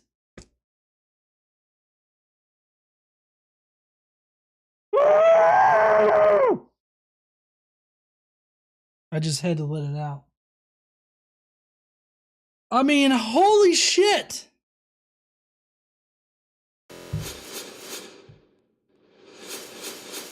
Talk about confirmation bias. God damn. Like, I don't understand how you can honestly convince people of this shit. Unless they're just not asking questions about it. That would make sense coming from the Christian crowd. Tomato Priestess Zumi says, what in the cock-sucking, motherfucking, pussy-licking, dipshittery, dumbfuckery, insane fucking mumbo-jumbo goddamn bullshit is this even? It was a lot, but Zumi there was being very liberal with the privilege of cursing in the super chat. Oh, man. But as far as J. Warner Wallace's video and his entire argument here goes, it literally makes no sense to say that previous cultures prefigured Jesus when they didn't know that they were prefiguring Jesus, when Jesus didn't even come about until far after those figures were already being worshipped. But also the Jews, they didn't even realize that that was the Jesus that was being prefigured. Like, they didn't even understand that, like, the word, as it's described in the Old Testament, was actually Jesus, or they would have just said it. Like, this Jesus but came down and said that he was talking for God. One day he's going to come back and make it all better with his death for some fucking reason. I don't know. So, it's very agitating to hear an apologist just put his confirmation bias directly on display and make shit up. Shit that's not historical. Shit that's not based in reality. Like, to hear him just say that, and he's got such a large following, to the point where he appears on all of the like Christian interview channels, like Capturing Christianity and whoever in the fuck else. Not only that, but he gets invited to churches all the time to give these shitty fucking speeches, and he's sitting up there saying shit that cannot be backed up with anything other than pure speculation. He's just ad hoc putting out this argument that makes literally no sense and is just acting like it does make sense. It'd be like me getting on stage being like, hey, now listen, okay? All the Jigglypuffs out there love to eat bacon, so y'all best not fuck with the rabbits in the audience. Otherwise, all of the snoo-snoos are gonna get fucked up, okay? Peace out, y'all. And then I left. And it's like, what the fuck did he just say? I think he talked about fucking people. for a second there, like, what the hell? It makes as much sense to me, like what he said versus my little made up speech there. Anyways, that's going to be it for J. Warner Wallace's video tonight. I hope that you guys enjoyed it. I'm definitely going to need more liquor after this. But we are about to go into the Skeptic Mafia comments. If you guys don't know, if you join the Skeptic Mafia, you can leave a comment on the video that we're going to watch on Friday nights. And I will read them off at the very end of the stream. So you can have your own 2 cents put in if you want to say something. Maybe I forgot something. Normally, the Skeptic Mafia does mention a lot of things that I forget to mention while I'm doing a live review of a video. So we're about to go into that. If you're going to be leaving out right now, I really appreciate you guys joining tonight. If you will, leave a comment down below. And I'd really love to hear what you guys thought about either J. Warner Wallace's video or what I said in response to him. Let me know down below in the comments. And hey, while you're down there, why don't you smash that like button and subscribe if you like this kind of content. Don't forget to stand up and use your voice. Bye, heathens. But don't go, because we've got the Skeptic Mafia comments that we're getting to. There are no held. Well, hopefully all the Skeptic Mafia members that did leave a comment, ooh, I have 69 active minutes. It's nice. Jester says, can we just take a moment to celebrate the legal teams for Alex Jones' trial? Maybe you should quit drinking all that beer, GE. Yeah, gotta love the legal teams for Alex in the Alex Jones trial. Woo! I mean, I feel like we've got a really great meme out of it, because like when Alex Jones didn't know that his legal team had sent over all of the texts from his phone for the past 2 years, and he was caught in a lie. He was like, well, I didn't know that. And I've got this great shot of him that I found somewhere where he's just like,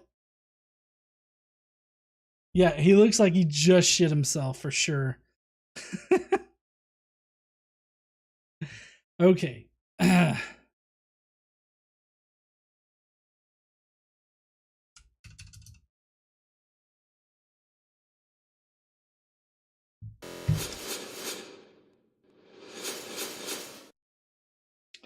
Vanta Blue says, best thing about a super chat, making GE say silly stuff. That's KC's money. Like, Big Brother is the worst show ever. Casey just said, bitch. Vanta Blue. Look, Big Badoogaboo is the greatest show on CBS. Hey, one movie that all of y'all might want to check out is that new Prey movie that's part of the Predator universe. I mean, I don't know how other people felt about it, but I thought it was pretty good. There's obviously going to be a lot of critics, but I liked it. Oh yeah, and KC liked it. She even liked it. And we watched the first Predator movie, and she's like, "Is that where Get to the Chopper comes from?" And I'm like, "Yeah." And I also pointed out the arm wrestling meme. I don't know if y'all know what I'm talking about, but anyways, so we got Jonathan Hanachek first with a whole bunch of dipshit bells, and one dummy, or is it just dumbass? Yeah, it's the dumbass bells. And then we've got Y, one of us. Now, if you want more great content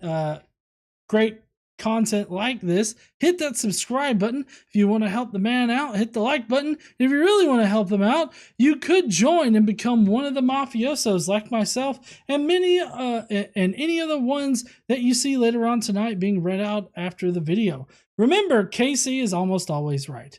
Remember, next week, John is required to read the Bible to us because Casey gets to make fun of it. Can't wait to hear the new style, voices, and anything else crazy enough GE wants to put into the podcast since he's in control now while I'm I'm about to explain. I might have to change it to Casey is almost never right because GE's reading. Well, so I'm not going to be reading. We had a meeting about it and discussed what was the best way to do it. And for continuity's sake and the fact that Casey's better at the reading of it than I am, Casey's going to continue to do the reading, but I'm going to interrupt a lot more. So Casey's going to be is still going to be reading. Which I prefer personally. I like it when you read. That way I can act like Trump and just grab my bottom lip the entire time. Like, yeah. And then they sowed all of the fucking seeds in the field and then they took a shit on God's throne. Next up is Daniel, who says, I have to agree with GE. This is a good argument for mythicism. He is pointing out previous gods having only some of the attributes of the Yahweh God, then somehow has all of them because humans couldn't come up with that shit. I find it funny that he lays out all of that shit. Then he says the only difference is his God story actually happened. He did an awesome job explaining how syncretism works. He also says the other religions are myths, but his is not. Okay, we need proof then. Wait a minute, you have none. Okay, I'm not impressed. You all should join the Skeptic Mafia, every last one of you. It's fun with some great perks. Well, peen anyone? I can't find the stickers on here, or I would give you one. There's somewhere, I think you have to hit an icon or something in the actual box there, but you should be able to use them on comments. Jaster, Lord of Fools, says just some notes on the top 15 listicle JWW has going on here. Firstly, from the first list to the timeline became insulated, became insulated, which modifies the definition from to place in a detached situation to exposed to sunlight. And I need some clarification on which one of those you think is godly or good, as you seem to be characterizing all of this as. Sorry, excuse me. Second point, the inexplicably incredible God is interceding to himself for the things he indicted you with. Therefore, he took the indictment of infinite infliction of something upon himself for 3 days to indemnify you as long as you invoke his imperial intimacy upon your knees. That sounds like a sex position. I want the imperial intimacy. Do it now! Color me not impressed, and also able to use a thesaurus. Your first grade teacher must be so proud, though. Final point, I noticed that indictor to accuse of wrongdoing or criticize severely is on your list attributed to God, which I think the second point shows is clearly a thing. And when you note that this makes the way to avoid the indictment is to accept the gaslighting and convince yourself that makes the way to avoid the indictment. Sorry, I repeated a line. You're happy to do and believe what the gaslighter says, then it really goes to show why no atheist will object to inveigled, persuade someone to do something by means of deception or flattery is properly attributed to the character colloquially known as Jesus. Sorry for the 3 points. Entirely tangential to your great speech tearing down mythicism by giving a great example of how syncretism works while avoiding saying the phrase. This is an example of the exact type of syncretism that shows how easy amalgamating all of these religious aspects would have been with a half-decent story and the right kind of carrot. That would have elevated this whole speech above what it is, an attempt to leave us all unveigled. Addendum, join the Skeptic Mafia to hear many instances of Kay saying, oh God, no, I've made a mistake. Can we go back to talking about X? Anytime this reprobate, who apparently learned a lot of terms that have a lot to do with the thing he used to have a career in before he changed careers to apparently make slides about his ability to file serial numbers off of syncretism, and use a thesaurus is mentioned. Oh shit, the grumpy pair just subscribed to talk some shit. I'm pretty sure they don't teach filing serial numbers off at Police Academy, but for the life of me, I remember who does that. It seems, for the life of me, I remember who does that. It seems relevant now. Yeah. Next, we got Perplexed Papa saying, well, I was worried about another, you slip in a JWW. So sometimes people are worried that I slip in a William Lane Craig, but this time instead of a WLC, I slipped in a JWW on the DL. I see you, GE. A lot of words that still didn't prove anything. He is just showing us his version of his book club. He can spin his fanboy dumb all he wants, but Jesus is just another in a long line of others. Thanks, GE. Hey, KC. Bye, y'all. But don't go. You have some shilling to do, don't you? Or because I'm in the Mafia, I have the perk of having GE read every damn word that I write. But I'll leave it up to him to explain that later, y'all. So we do also have a podcast that gets put up only for Skeptic Mafia members. I actually have one in the pipe right now that I'll probably get around to releasing next week, but we've also got to record one for next week. So we'll be getting to that soon. And, but yeah, podcast. We talk about political shit. It's just KC bitching all the time, I guess. I say some shit on occasion too. Polly Pockets says, just saying, y'all got this covered. Join the mafiosos, people. We're so much fun. Thanks, G and Casey, for all you do. Thank you so much there, Polly. Then we got Jonathan Nickel, who says, Wallace thinks he's clever by defining a group of attributes beginning with the letter I. All that shows is that he's competent. He's a competent wordsmith. It demonstrates nothing beyond that. He spends 3 minutes or so asserting that he can gift Jesus with 15 of these I attributes, whereas earlier religious figures, deities, can't demonstrate them all, as though this is some form of a gotcha. To me, this demonstrates nothing, and might even strengthen the argument that Jesus was a composite character, for the Bible writers may have taken what they liked from these earlier figures, and in a display of "my God is better than yours," fitted everything together into their idea of a super deity. Yeah, I mean, that's pretty accurate right there.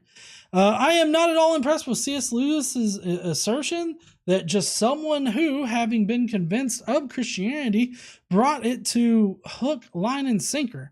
The quote shows Lewis calling it a true myth that really happened, yet without evidence, that is just an assertion. I am no more impressed by this assertion that Jesus contains the attributes of mythic characters from the Old Testament. This is just another example of one-upsmanship. Moses was also a composite character who clearly borrowed from earlier figures from mythology, such as Sargon of Akkad. Their birth story is so closely linked that it is highly likely that they share the same origin. As for modern religions, including Jesus, that is true of the Abrahamic faiths, as they all have the same origin. I'd like him to try and convince a Sikha or Hindu that Jesus is part of their pantheon. Wallace claims that all extant faiths accommodate Jesus, but I'll need to see a citation for that. After all, one of these figures he mentions is Krishna, but Hinduism predates Christianity. So if there are links between Krishna and Jesus, it was the Christians that stole from the Hindus, not the other way around.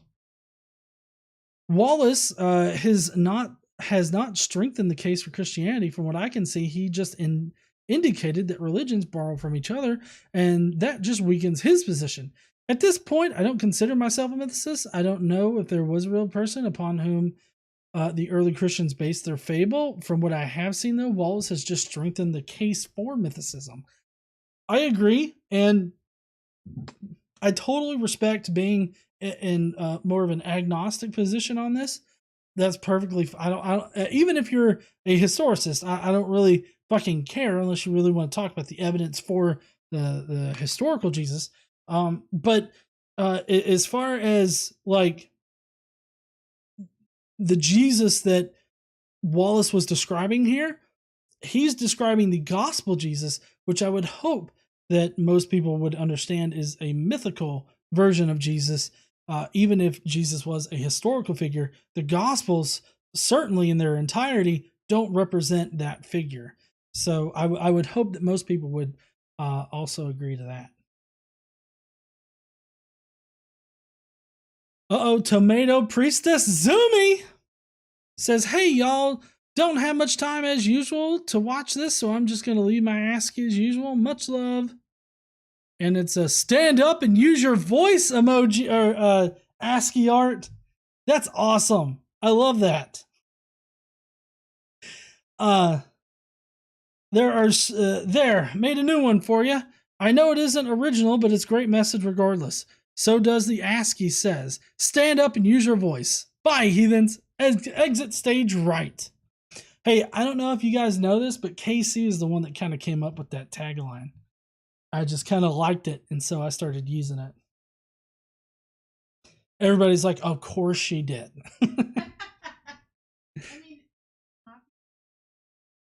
Yeah. Mafia members know the story. Jason Kolasik says, gee, preaching to the choir? Break out some popcorn. I'm going to be working tonight. Enjoy. Yeah, it's good to see you there, Jason. All right, now we got Trickster, who says, oh boy, another J. Werner Wallace video. Who is at all surprised that he is starting out by saying that the similarities are not similarities? The similarities aren't even similar in the Gospels. He says that this is what they call reality. It doesn't matter what you call reality. It only matters what is reality. Did he literally say that Islam predated Jesus? I could be wrong, but I thought I heard him say that. No, specifically, he said that Islam came after Jesus, but that they use I don't know what he means by systems, but he uses systems. It uses systems that predate Jesus, apparently. I don't know how. Other than the Abrahamic system, like obviously the Muslims use the Abrahamic system, but I don't know about the other two. But Trickster goes on with, did he literally say that Islam predated? Hit the buttons and help GE on the air. GE will have to put a word or two about the Skeptic Mafia. As usual, this guy just says stuff and really says not much and really makes my head hurt. Yeah, obviously it made my head hurt too. Next up is Alex Baranowski. Oh, as far as the Skeptic Mafia goes, we have a monthly hangout that we do every month. And then we'll probably be having it near the end of this month. So y'all just be on the lookout for that. Next is Alex Baranowski, who says, I had to use words I hadn't even heard of before. If you were a cold case detective, where the fuck did you get your degree from? Anyone with a high school education should know at least 13 of those words. Anyway, is his whole argument for Jesus not being a copycat that other deities don't share every characteristic with him? That's like saying Family Guy and American Dad don't copy each other because American Dad lacks cutaways. You could take any arbitrary 15 characteristics that all apply to one of the pagan gods and make the same argument for their existence. How does he not see that? He lost me after that point. I really need to get my ADHD meds refilled. I don't know if I'll be attending the stream tonight. Someone really close to me died the other day and I kind of want to be alone. But if I see y'all there, I'll see y'all tonight. Hey, sorry, Alex. I hope you're doing all right. I hate that you lost someone. My condolences. I hope that you can, make it through this very tough time. If you need anything, don't hesitate to reach out. I'll be here to help out in any kind of way that I can. Next up is Drew's book reviews. It says, hey there, fellow heathens. Enjoy the stream. We'll try to catch on the replay. Hope you will have a great night. I know I will be. I will be at the Tea Party concert in Vancouver with my buddy Epic Talis, another amazing booktuber. It's going to be an epic night. Anyway, heathens, until next time, keep on reading. Hope you have a good night there, Drew. And I think that's all. That's all of the comments. So let's get back to the main screen here.